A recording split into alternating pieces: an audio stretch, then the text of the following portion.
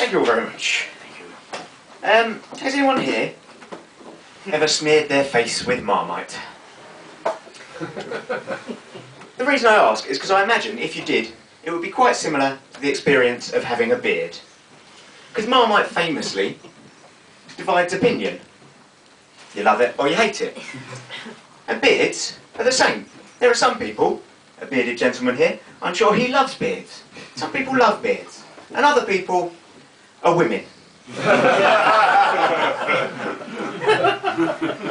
it's easy to see why women don't like beards when you look at the famous people that have them. You've got Harold Shipman, mass murderer. Osama bin Laden, terrorist leader. And Noel Edmonds.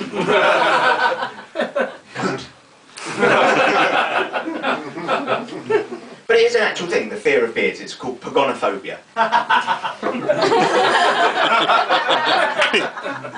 Just the word is funny. I'll leave it there. My name's Gareth. Pagonophobia is the fear of beards. I've never actually met a pagonophobe. Mainly they're unlikely to introduce themselves to me. Hello, I'm Barry. Oh my God, I'm petrified of your face! But I would like to assure any pagonophobes that are out there that I don't grow this beard for fun, or to look good, clearly. I grow it for all of you. I grow it because there are a group of people out there, beardophiles,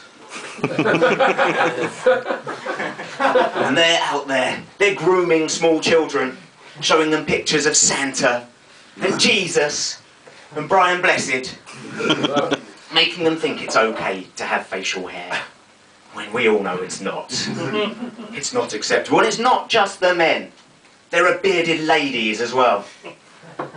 And I'll infiltrate their inner circles as well. Which is why I've grown the boobies. Yes, all of that, just to justify my man breasts.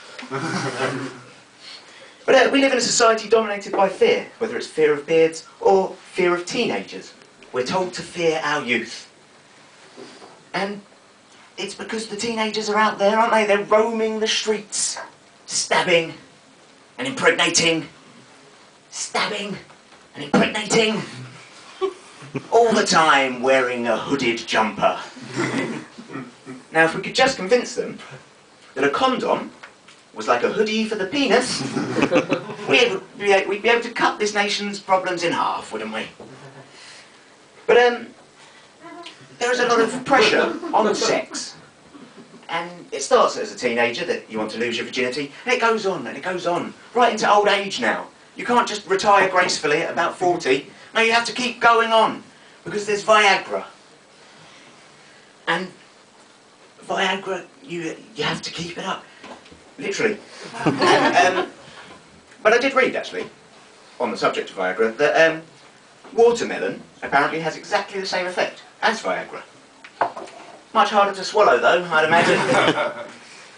And I'll just leave you on the subject of fears and stress and being under pressure with this sobering thought. 1 in 4 people in this country suffers with some kind of mental illness. That's 15 million people. 15 million people in this country alone.